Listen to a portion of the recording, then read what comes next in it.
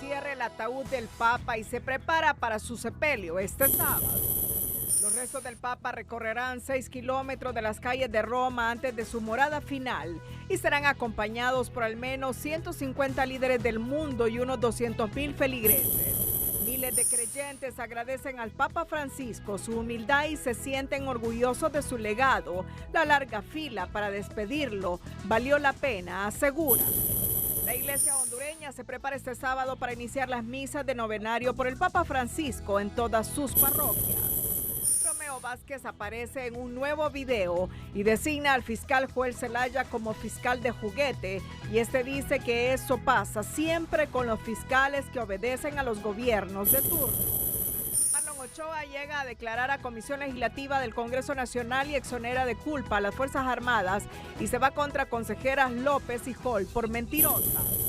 Unión Europea, Canadá y PNUD respaldan institucionalidad del CNE y anuncian observación electoral. Hugo Noé Pino se molesta por reunión de Unión Europea y PNUD con presidenta del CNE y el respaldo institucional. Diputados y funcionarios del Congreso Nacional que quieran ver a Luis Redondo deben pedir permiso con 24 horas de anticipación. Este es su noticiero TN5 Estelar con Renato Álvarez y Cristina Rodríguez. Muy buenas noches, Honduras. Bienvenidos a la emisión de este viernes 25 de abril, un viernes en el que concluiremos como siempre nuestro noticiero a las 10:30 de la noche. Pero después de las 10:30 tendremos un especial con motivo del entierro del Papa Francisco este sábado a las 10 horas de Italia. Estaremos hasta las 12. A las 12 nos conectaremos con HRN que seguirá la transmisión. Y a las 2 de la tarde ya la transmisión oficial de toda la ceremonia del entierro del Papa. Sí, a las 2 de la madrugada, claro, del sábado, de eso hablo. Voy a repetirlo por si alguien no lo interpretó bien. Hasta las 10:30 de la noche. Va a estar el noticiero. El noticiero. Al aire, sí. De 10:30 a 12, una transmisión especial aquí que nosotros vamos a presentar con Cristina y todo nuestro equipo, con motivo de la ceremonia del entierro del Papa. A las 12, conexión con HRN, eso es lo que estamos diciendo, y a las 2 HRN se conecta con la ceremonia oficial ya del entierro del Papa. Eso es lo que vamos a tener en las próximas horas aquí en Televicentro y Emisoras Unidas. La presidenta Xiomara Castro aseguró estar conmovida al estar frente al féretro del Papa Francisco este viernes en el Vaticano y reiteró su reconocimiento al legado que deja el pontífice, aseguró el canciller Eduardo Enrique Reina tras salir de la Basílica de San Pedro. Creo que refleja varios temas. Uno, yo creo que un respeto al Papa, honrar su memoria, su legado. Un hombre que transformó el pensamiento de la Iglesia Católica con una visión de humildad, con una iglesia más abierta, hablando en favor de las mayorías, de las personas que han sido marginadas, de los migrantes, de los pobres, hablando en favor del planeta. Reina comentó que la presidenta Castro recuerda algunas anécdotas de la plática que sostuvo en octubre de 2022 en la Santa Sede con Francisco, donde hablaron de la deuda externa, los migrantes y la pobreza. Donde ella les puso sus preocupaciones sobre el mandato de la presidencia y lo que pasaba en Honduras. Él, naturalmente, como uno de los hombres más informados en el planeta, conocía la situación de Honduras y hablaron en aquel momento de temas, por ejemplo, ella le hablaba de la preocupación de la deuda externa que quedaba en el país, que había pasado de 3.000 millones a 20.000 millones, y ella le dijo de una forma jocosa, no la pagues, le dijo. Pero bueno, la presidenta sí se esforzó mucho en esto y también en aquel momento él le dijo, te recomiendo, trabaja creando cooperativas para llegar a los sectores más necesitados de los pueblos, eso debe hacer Latinoamérica, y la presidenta siguió mucho al pie esta idea y generó todos los espacios de las cajas rurales que ha venido desarrollando a nivel del país. Agregó que habían planeado una nueva visita de la mandataria a Roma para el pasado mes de enero, pero la salud del Papa empeoró y se tuvo que cancelar. Orgullo por su legado, tristeza por su partida y agradecimiento por sus enseñanzas y humildad. Así se despidieron miles de feligreses del Papa Francisco en la Basílica de San Pedro en el Vaticano y no les importó las largas filas que hicieron para honrar su memoria. Valió la pena, aseguran. Tristeza, agradecimiento y orgullo por su legado fueron los sentimientos de miles de personas que durante 3 días llegaron a despedir al Papa Francisco. Y fuerte, te emociona mucho, porque nada, no lo vamos a ver más. Era una figura re importante que nada, ahora ya. Aseguran que el esfuerzo valió la pena. Llegaron con bebés en brazos, personas mayores y discapacitados. Un gozo, la verdad, muy grande poder vivir esto. Nos sentimos muy iglesia y es un privilegio. Hay muchas personas que les gustaría poder estar aquí. Los jóvenes recuerdan cómo Francisco les pedía que fueran protagonistas y se atrevieran a soñar en grande. Pues que yo creo que el Papa nos decía que los jóvenes fuésemos más abiertos, que no fuésemos aburridos y que tuviésemos sueños y esperanzas para la vida. Los argentinos lucieron orgullosos y aunque nunca visitó su país durante el papado, reconocen que fue su máximo representante en el mundo y su intercesor ante Dios. Primero es un orgullo muy grande. Segundo, fue un papado muy especial, dedicado a los pobres, dedicado a la parte humana, digamos. Y esperemos que el Papa siga, después que sea elegido después del concilio, siga los mismos lineamientos de él realmente, ¿no? Sería importantísimo. Varios hondureños también se dieron cita en la Santa Sede. Recordaron las ocasiones en que el Papa expresó su deseo que hubiese justicia, paz y prosperidad para nuestro país. El Papa Francisco tuvo su mirada en los más pobres y desprotegidos, y entre ellos nuestra nación, Honduras, y siempre con mucho amor también con nuestro cardenal, muy cercano, muy cercano. Yo creo que todos estaban aquí con esa esperanza de poder avivar esa llama del Espíritu Santo aquí en los fieles católicos, y no solo en los fieles católicos, sino en todo el pueblo cristiano a nivel mundial. A las 7 de la noche los portones del Vaticano fueron cerrados y miles se quedaron fuera con la esperanza de ingresar este sábado al funeral, donde esperan a unas 200,000 personas, entre ellas 50 jefes de Estado y 10 monarcas. Todo está listo para la misa de exequias del Papa Francisco aquí en la Plaza San Pedro y posteriormente su cuerpo será trasladado hacia la Basílica Santa María la Mayor para su sepelio. Desde la Ciudad del Vaticano, para Telenoticias, Sara Carranza. Bueno, vamos a tener más información sobre las exequias del Papa Francisco a partir de las 10:30 de la noche. Nuestro noticiero continúa, termina a las 10:30, pero tenemos un especial hasta las 12 de la medianoche sobre el Papa y las exequias y un resumen de todo lo que ha habido esta semana desde el lunes que se anunció su muerte. Luego a las 12 nos conectamos con HRN, La Voz de Honduras, que continuará con la transmisión. Y a las 2 de la mañana de este sábado, HRN se conecta ya con la transmisión especial de las exequias del Papa Francisco. Ellos y nosotros, emisoras unidas, HRN, La Voz de Honduras, la emisora insignia, y Televicentro con Canal 5. Y así estaremos hasta que llegue TN5 matutino a las 4 de la mañana. Me dicen que estará aquí Lucecita Madrid. Con Ramón. Porque Ramón está en Jerusalén. Sí, Ramón Matute. lo vi haciendo reportaje. Sí, Ramón está en Jerusalén. Así que esa es la jornada que tenemos en Televicentro y emisoras unidas con motivo de las exequias del Papa Francisco. El antiguo edificio de la Iglesia Reformada ardió en llamas este viernes y con ello se perdió una historia que data de más de un siglo en San Pedro Sula. Uno de los edificios más antiguos de San Pedro Sula, ubicado en el barrio El Benque de San Pedro Sula, ardió en llamas al quemarse más del 50% del inmueble.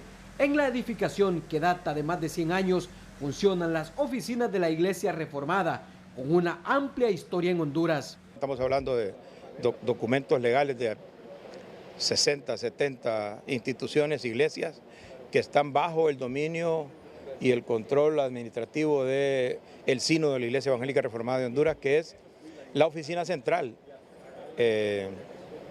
con vigencia de más de 100 años.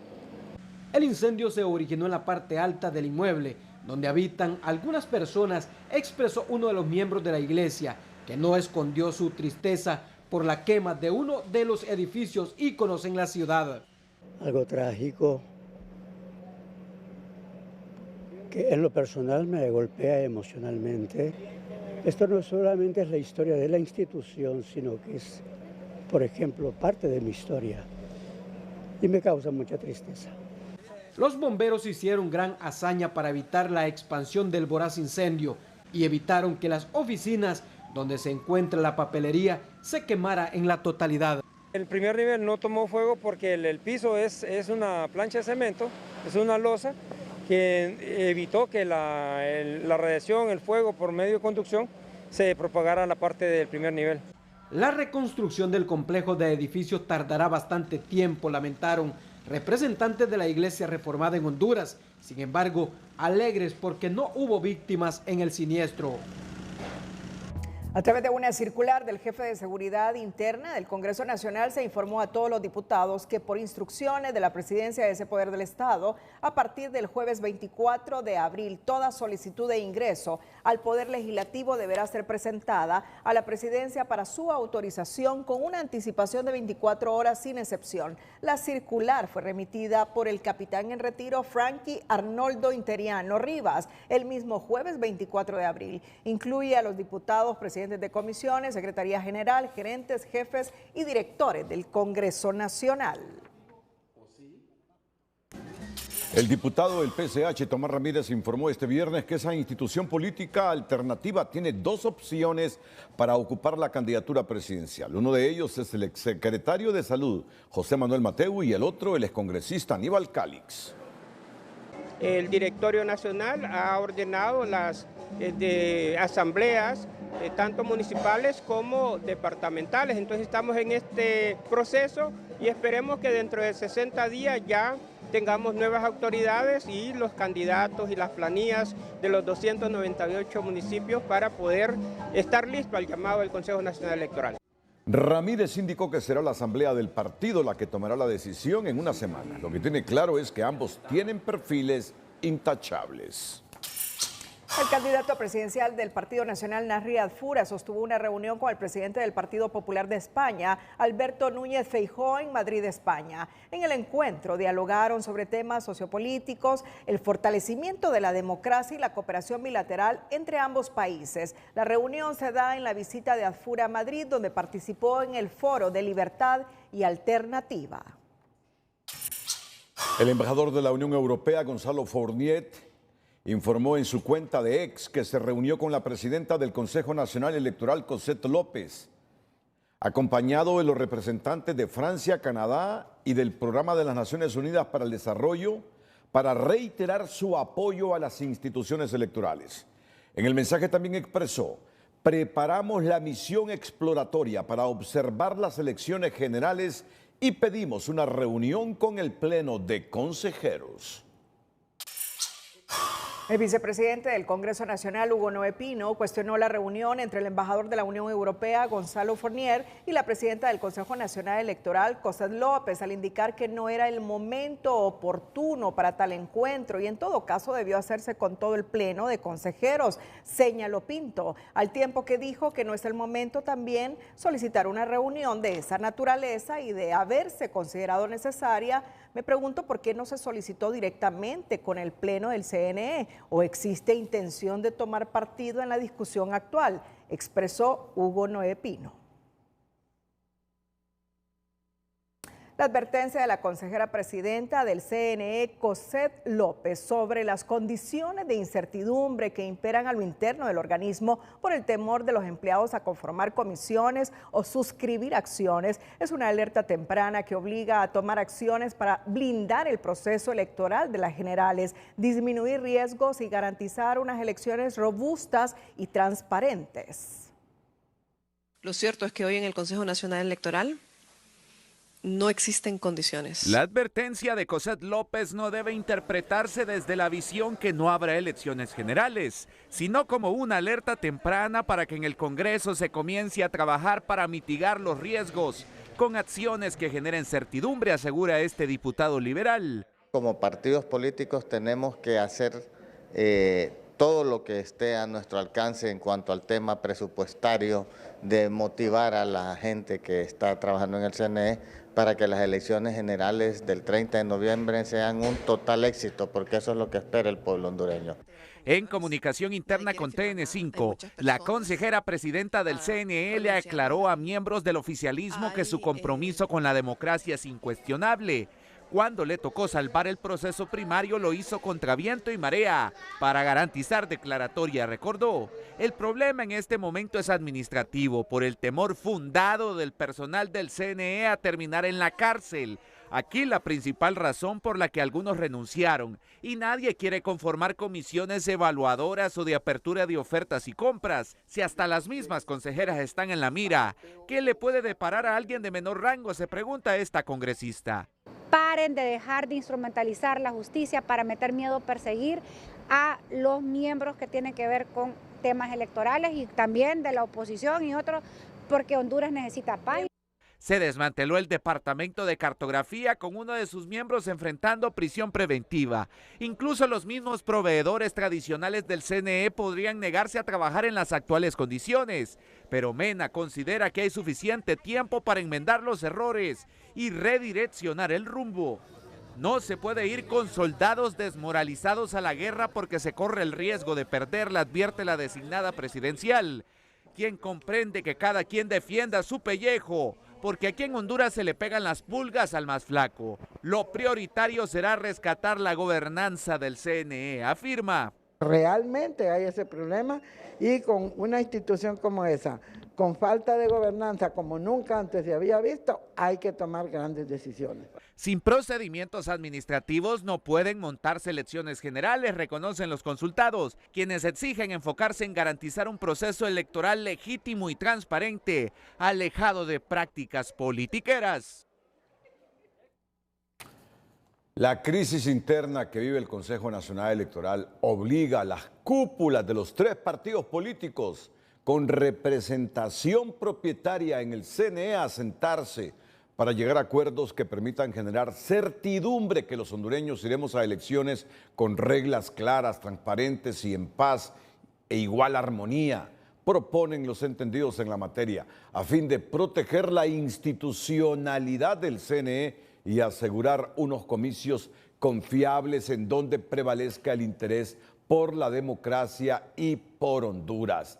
Más allá de las decisiones personales de Marlon Ochoa, de Ana Paola Hall y de Cosette López, el problema del CNE son las ambiciones desmedidas, politiqueras y hectoreras de 3 partidos políticos. Tienen las élites políticas que controlan esos partidos que sentarse y pensar no en sus intereses, sino en los intereses del Estado de Honduras y su democracia. Lo cierto es que hoy en el Consejo Nacional Electoral no existen condiciones para que podamos avanzar. Nadie quiere integrar comisiones, nadie quiere firmar nada. Hay muchas personas renunciando ahora mismo. Hay personas viendo también cómo cesan con su contrato en el Consejo Nacional Electoral. Se trata de una denuncia seria, delicada, que a criterio del experto en temas electorales Luis León requerirá de una plática, acuerdo o un pacto político al más alto nivel del tripartidismo, donde nadie llegue con cartas escondidas para llegar a las próximas elecciones generales sin sobresaltos. Para que las autoridades del Consejo Electoral accionen es no tener claro de que entonces no tenemos consejeros, tenemos representantes de partidos que obedecen una línea partidaria y eso no construye democracia. Yo creo que en este sentido lo que nos queda a nosotros es esperar que estas élites políticas, por desgracia, se pongan en un acuerdo. Un acuerdo político de 3 colores, sin trampas ni zancadillas y con la despolitizada participación del partido en el poder, que es a criterio del dirigente nacionalista Fernando Anduray, el interesado en contaminar el agua para no ir a los comicios de noviembre o ir con las reglas de ellos. Debe haber una reunión, un consenso de las fuerzas políticas que van a ir a elecciones, Partido Nacional, Partido Liberal y Libre. Deben juntarse las juntas directivas con sus liderazgos principales para generar un proceso de consenso y darle credibilidad, estabilidad y colaboración al proceso electoral del 30 de noviembre. Si no se hace eso, el proceso electoral ya está contaminado. Y esa ingobernabilidad de la que habla Coset López es una pretensión de la oposición para obstaculizar y destruir el proceso electoral, desprestigiarlo, porque se saben perdidos. Sin un acuerdo político, los entendidos en el tema electoral creen que antes, durante y después de las elecciones generales no habrá paz ni armonía y la orden del día será la confrontación y descalificación. Sin embargo, la socióloga Julieta Castellanos es del criterio que no hay necesidad de pactos, pues basta con respetar la ley y la institucionalidad electoral. Ya basta de los acuerdos tripartidistas al margen de la ley. Eso es precisamente lo que ha impedido que se fortalezca la democracia y sus instituciones. Las amenazas constantes a la institucionalidad del CNE, sumado a las intimidaciones a las consejeras, se cortarán si pasa por la voluntad política de las élites en sellar un acuerdo para consolidar la democracia, o seguirán sumergidos en un juego de ajedrez donde cada partido tratará de ganar con su propio tablero. Carolina Martínez, Telenoticias.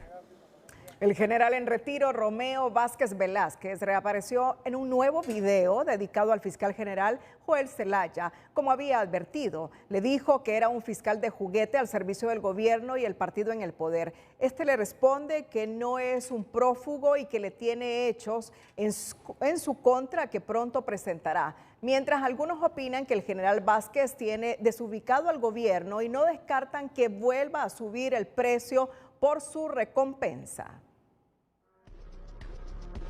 Romeo Vázquez conmemoró otra semana más en el autoexilio con un nuevo video dedicado ahora al fiscal general, a quien no tuvo reparos de calificar como el juguete de turno del partido en el poder para perseguir a la oposición. Joel Zelaya, fiscal de juguete, porque no se le puede llamar de otra forma a una persona que se presta para jugar con el honor y la dignidad de personas inocentes. Desde alguna montaña remota, el ex jefe del Estado Mayor Conjunto advirtió que la comunidad internacional ya está informada de las arbitrariedades cometidas por Zelaya, al tiempo de recriminar los escasos avances en casos como la matanza de Támara o el narcovideo que embarra a Carlos Zelaya.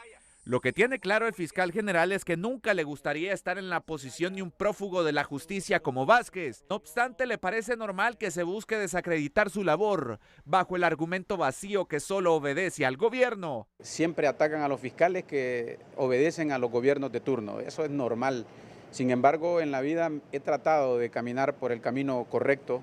Por lo tanto, no me considero un funcionario de doble moral. Zelaya no escapó de la agria discusión donde aprovechó para recordarle a Romeo Vázquez que tiene información sobre él, de hechos ocurridos el 24 de noviembre del 2013. Lo más probable es que en las próximas horas aumente el valor de la recompensa por su cabeza, ironiza esta diputada nacionalista, para quien el escape de Vázquez desubicó al gobierno, la policía y operadores de justicia, que solo tienen en mente saciar la sed de venganza de la base de Libre contra los protagonistas del golpe. Y parte de su estrategia es aniquilar a todo su oponente. Bueno, ya aniquiló tiene todavía medio vivo, pero lo tiene escondido a Romeo Vázquez Velázquez, ya ahuyentó a Micheletti, igual, así como quieren perseguir a SJ, al CNA, y nos han querido perseguir, intimidar, aniquilar, porque esa es la función que los partidos dictatoriales como el Partido Libre hacen para tratar de mantenerse en el poder.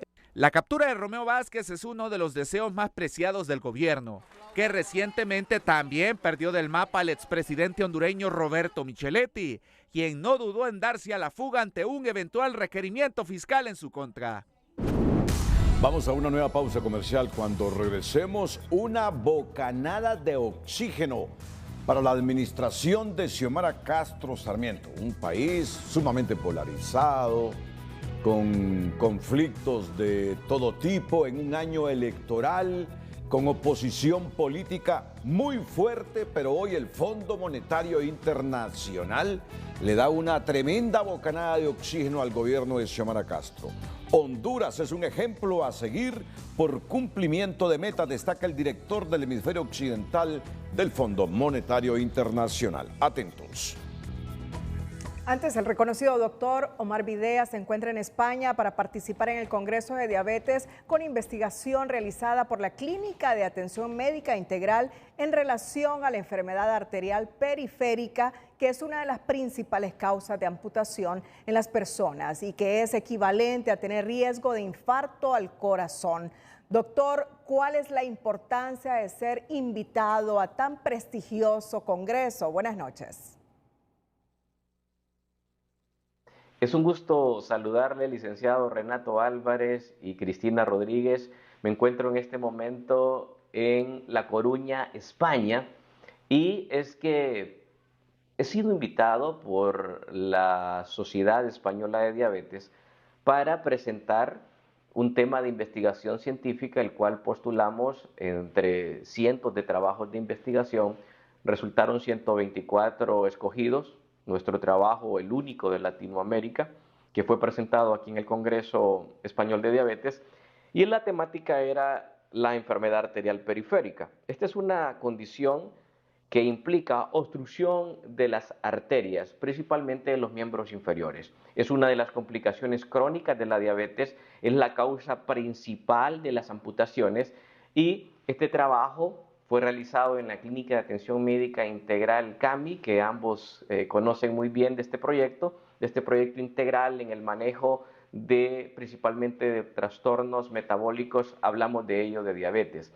Encontramos prácticamente un 10% de las personas estudiadas que presentaban obstrucción de sus arterias y no tenían síntomas. Y una obstrucción a nivel de las arterias de los miembros inferiores condiciona o es equivalente a tener obstrucción por grasa, no solamente en las piernas, sino que también en las arterias del cerebro y las del corazón. Por ende, le predispone a usted a sufrir ya sea un infarto al corazón o un derrame cerebral. Entonces, este estudio es sumamente importante porque sin sentirlo usted, síntomas, puede estar a punto de desarrollar un evento de estos, lo que llamamos complicaciones crónicas de la diabetes. Este estudio tuvo un impacto significativo porque las personas comenzaron a ser intervenidas antes de que llegase a esos eventos. Conocer que en Honduras tenemos los mecanismos también para diagnosticar de manera temprana esta condición y prevenir las amputaciones, que es una de las principales causas de incapacidades definitivas a nivel mundial, esto causado por la diabetes misma, cuando miembros inferiores tienen que amputarse porque las arterias se obstruyen.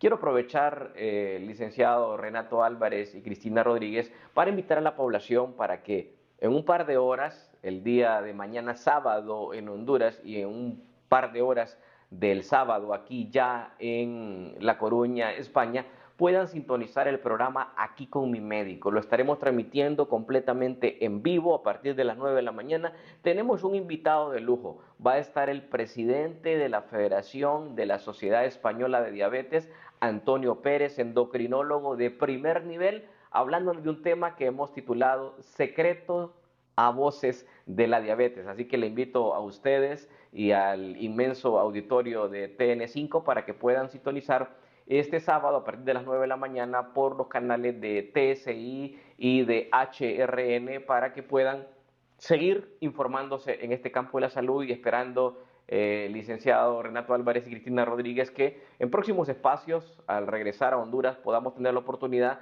de conversar sobre todos estos hallazgos y el impacto que la diabetes tiene en nuestro país. Hasta luego y saludos. En otra información, hace 10 días la Secretaría de Salud reportaba apenas 6 casos por gusano barrenador en humanos, pero actualmente se contabilizan 21 casos y 3 fallecimientos por esta infección, una cifra que llama la atención de los expertos porque no se descarta que los contagios en humanos y animales sean más elevados, que piden a la ciudadanía tomar acciones preventivas. No, indudablemente, si existe el gusano barrenador en ganado, van a haber más casos en humanos. y esperemos que hayan más casos también en seres humanos. Pero mi condición como infectólogo, como epidemiólogo, es darle información al pueblo que cualquier momento que tenga un abscesito, alguna herida por cualquier razón, porque tiene que tener la herida previa para que la mosca ponga su huevito, que se la trate la heridita con los medios posibles, hasta con vinagre o con yodo, para que se cierre esa herida, porque ahí aprovecha el gusano.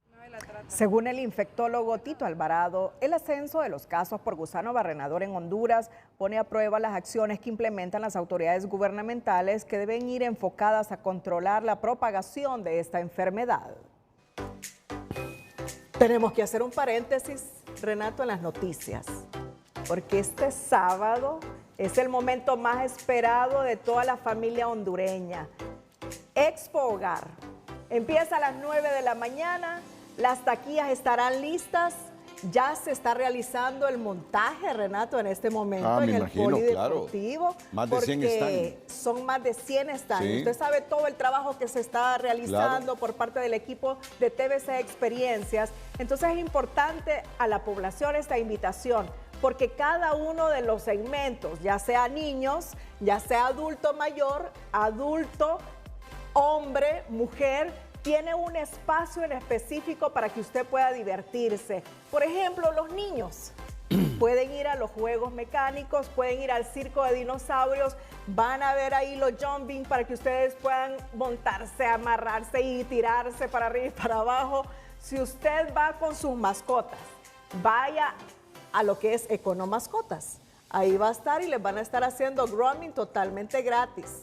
Si quiere un asesoramiento del médico veterinario, ahí va a estar también para que le pueda decir a la mascota qué le tiene que dar de comer, qué alimento le tiene que dar. ¿Va a llevar a Lalo? Claro, claro, sí, seguro. Seguro, sí, bueno. Sí. Y si es mujer y está interesada en buscar algún emprendimiento, van a haber talleres para que usted pueda hacer lo que es el taller de velas, el crochet, Renato. Si usted quiere también aprender otras actividades de ejercicio, cómo usted mantenerse, ahí va a estar nuestra compañera Loren Mercadal también con sus ejercicios fit para dar una guía. ¿Por qué? Porque van a haber 2 escenarios, Renato.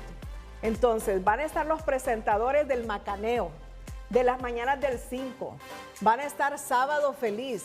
Entonces, en cada uno de estos escenarios se van a realizar diferentes actividades con el público. Qué bien, qué bien.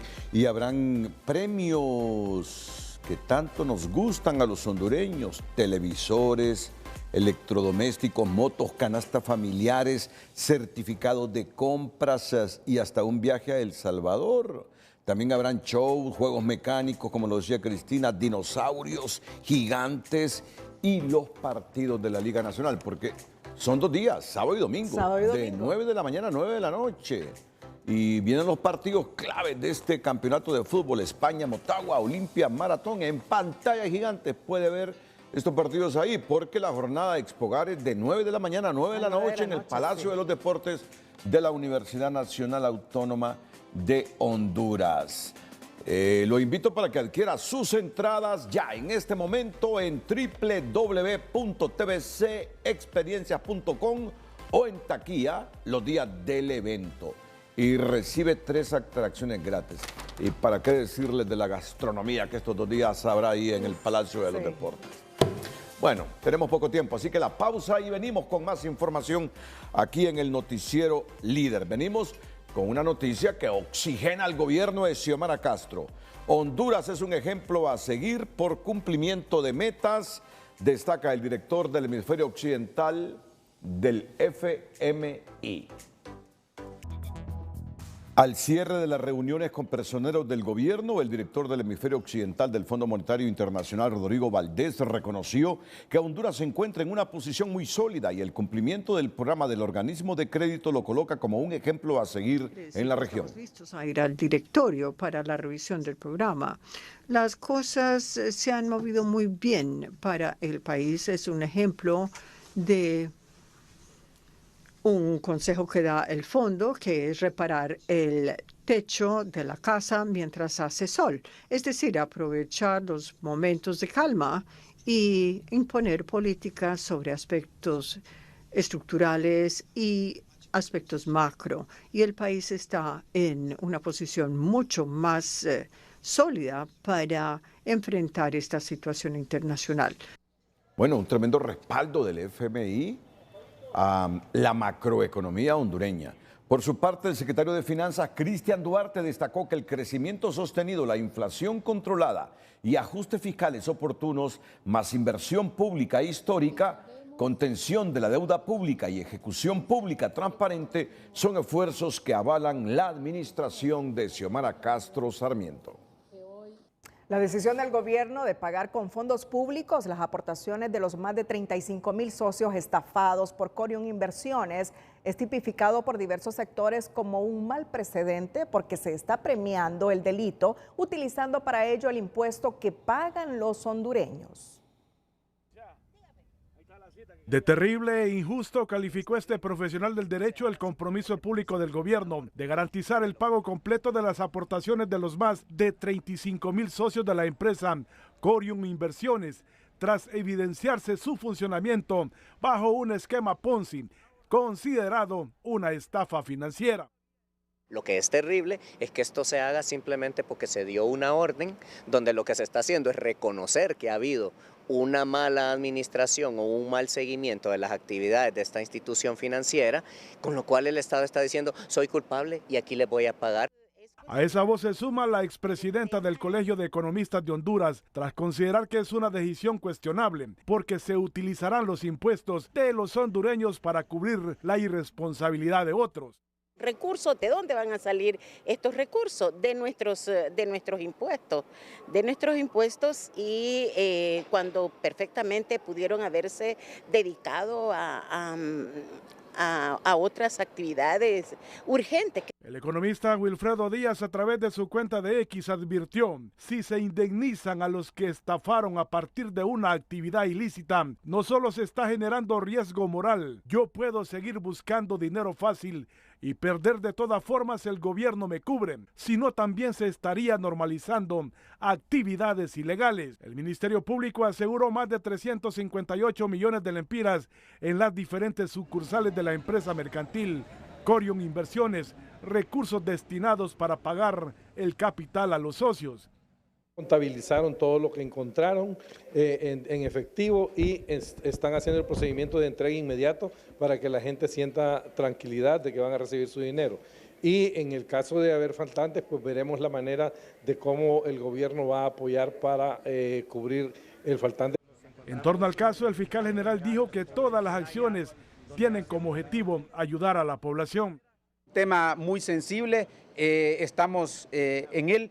Y créanme que todo se hace por el beneficio del pueblo hondureño. Aquí no queremos nosotros, los más vulnerables son los que salen golpeados con este tipo de acciones. Según las autoridades, la prioridad es retornarle el dinero a los socios para luego profundizar investigaciones y determinar si emiten requerimientos fiscales contra los responsables en este caso. ¿Por qué es mala la deuda de tarjetas de crédito y préstamos de consumo? En Educación Financiera se lo explicamos, pues ello depende de algunos factores.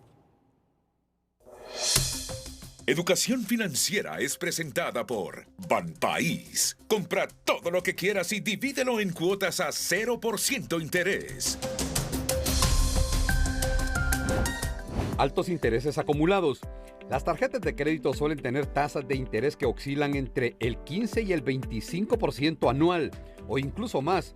Esto significa que si no paga el saldo completo cada mes, los intereses se acumularán rápidamente, haciendo que deba mucho más de lo que originalmente gastó.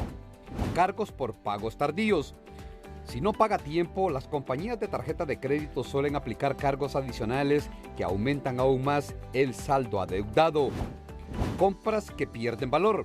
La mayoría de los artículos comprados con tarjeta de crédito, como ropa o comidas en restaurantes, pierden valor inmediatamente o no generan retorno alguno.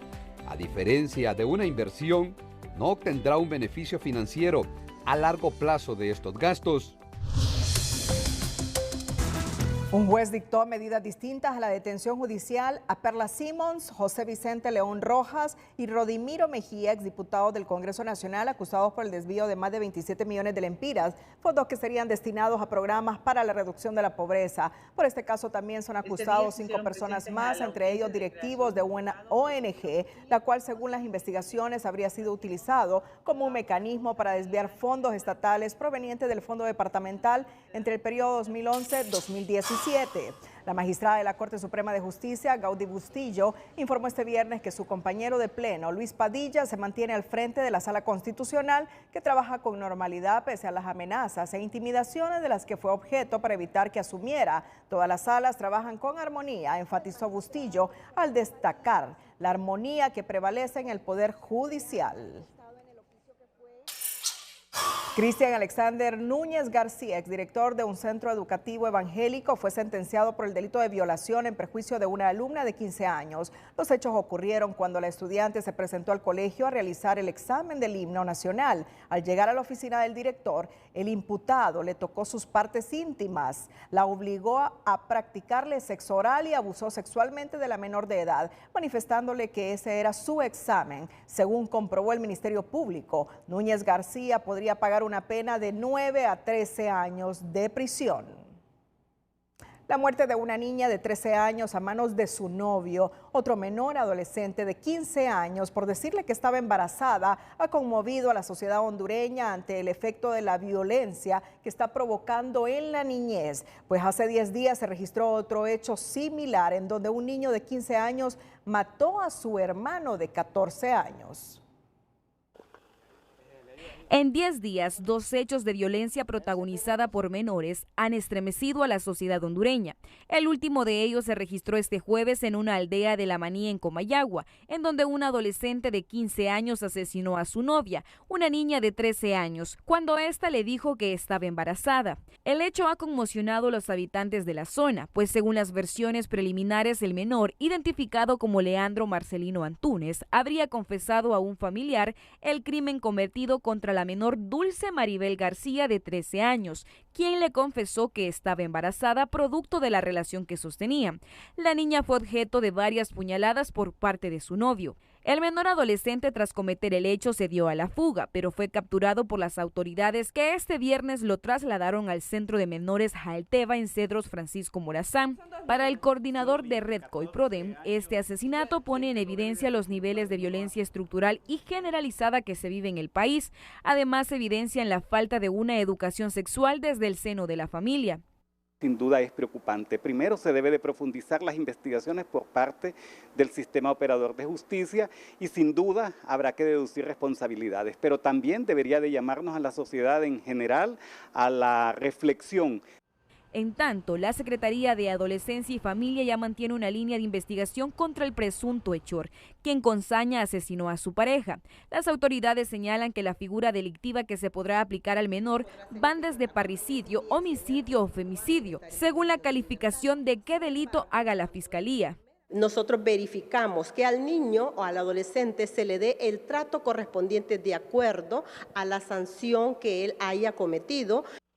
A este crimen se suma el hecho acontecido el 15 de abril en El Paraíso, cuando otro menor de 15 años asesinó a su hermano de 14 años, según las autoridades de la Dirección Policial de Investigaciones DPI al informar su captura. El hecho se produjo cuando el menor de 14 años asesinado, identificado como David Zúñiga Sosa, jugaba con sus primos un juego en línea en su casa de habitación, hasta donde llegó su hermano de 15 años y le disparó, ocasionándole la muerte de forma inmediata, según testimonios. De acuerdo a especialistas psiquiatras, los factores como la pobreza, problemas mentales y consumo de droga están orillando a las generaciones de relevo a participar en escenas violentas.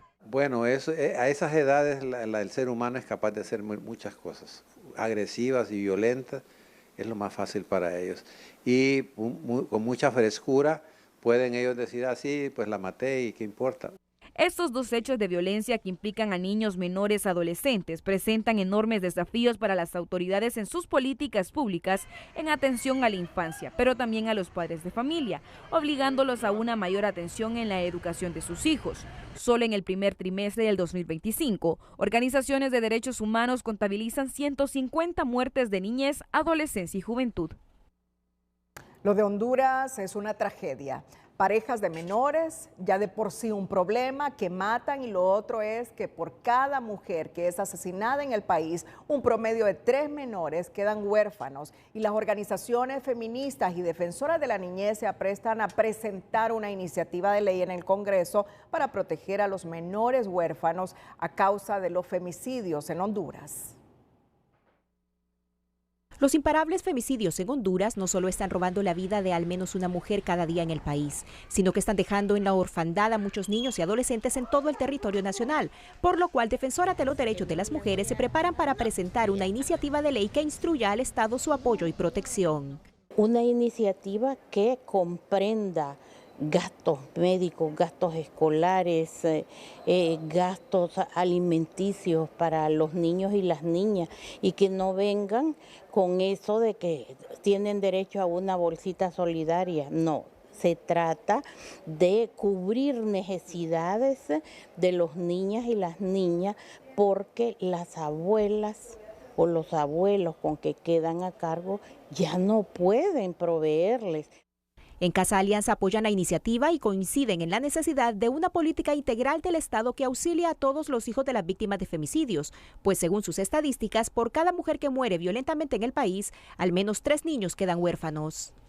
Lamentable en el país, ¿verdad? Que cada día hay una mujer que es asesinada, pero la situación se empeora más cuando nosotros vemos la orfandad en la que quedan estos hijos de las mujeres que son víctimas del femicidio, ¿no? Entonces, por cada mujer, de 1 a 3 niños quedan en situación de orfandad en el país, y esas son las situaciones complejas con las cuales pues nosotros estamos viendo que cada vez más el país se está enfrentando, ¿no?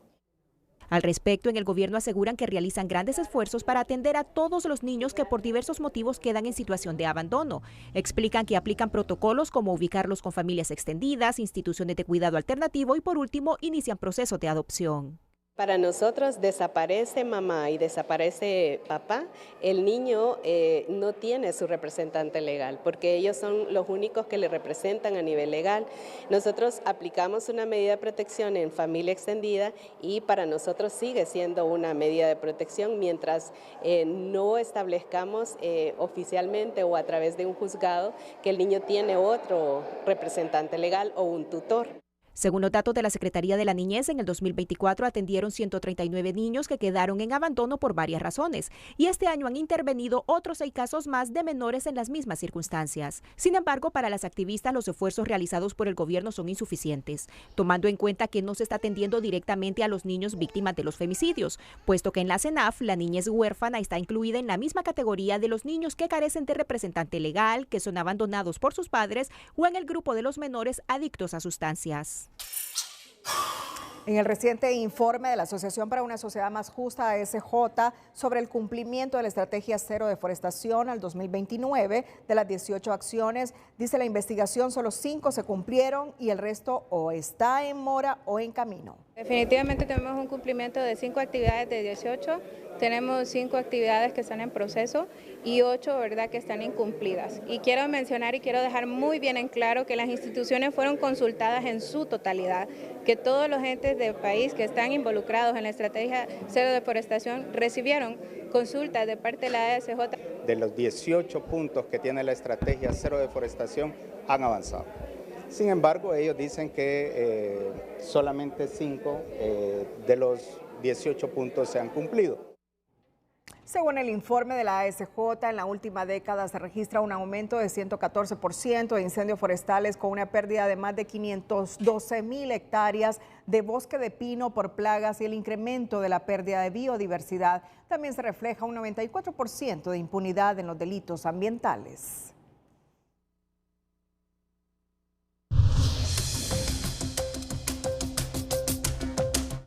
Hola, ¿qué tal? Qué gusto saludarles. Quiero iniciar presentándoles estas imágenes de lo que ha pasado en Australia. Al menos 4 personas han muerto por una energía de la ola, como la estamos viendo, un oleaje muy peligroso. Pues ponemos como referencia esto porque mire lo que se acerca hacia Centroamérica, el Pacífico de Centroamérica y México. Un oleaje con mucha energía para este sábado y domingo. Entonces hay que extremar precauciones porque a la salida del Golfo de Fonseca pues tendremos una altura máxima por encima de los 3 metros. Así que ahí en el sector de Amapala, todos esos puntos del Golfo de Fonseca, por favor, extremar precauciones. Más que la altura es la energía, la fuerza con que llega la ola. 1.4, todo normal en el litoral Caribe. Los vientos se mantienen para este fin de semana del noreste, siempre aportando periodos de humedad sobre el territorio hondureño que se verán manifestados en algunas lloviznas muy dispersas en sectores del oriente, algunos puntos del occidente y sur y algunas áreas altas de aquí del centro, tal como lo estamos viendo en las imágenes, los grupos de humedad cómo se mueven. Sin embargo, las temperaturas se mantendrán elevadas, 38 en el sur, 30 aquí en el centro, hasta 33 en zonas del norte, entre 23 y 33 en el occidente y máximas de 33 también en la zona oriental. Y el índice ultravioleta, mire cómo va avanzando y hacia las 12 del mediodía de este sábado y domingo llega a 13 en buena parte del territorio hondureño, que es un peligro inminente acumulativo por el tema del cáncer. Y en las últimas horas la NASA alerta con este mapa de al menos 329 focos de calor en el territorio hondureño, muchos de ellos incendios forestales. Lastimosamente, este es el producto de que somos irresponsables y muchos de estos incendios son motivados por la mano del hombre y otros que son causas accidentales. En China, alerta naranja porque hay fuertes vientos y le piden a las personas que pesan menos de 50 kilogramos que no salgan a la calle porque pueden ser arrastrados, tal como lo hemos visto en esas imágenes. Cuídense mucho, siempre les queremos como televidentes, sino como noticia, que tengan un buen fin de semana. Cerramos la emisión estelar de Telenoticias. Y tal como lo dijimos, concluye TN5 Estelar, pero viene una transmisión especial con motivo de un acontecimiento donde buena parte de los que habitamos el planeta Tierra, de esa creación de Dios, estamos pendientes. Porque para los cristianos morir es ganancia. Y no queremos hacer de la próxima hora y media algo triste, sino una celebración. Por eso todas las redacciones de los medios especializados de la Iglesia desde el Vaticano hablan de una celebración, el entierro del Papa, porque insisto, para los cristianos, ¿qué es morir? Ganancia. Ganancia, ganancia. Y a eso venimos ahora en Canal 5 de Televicentro.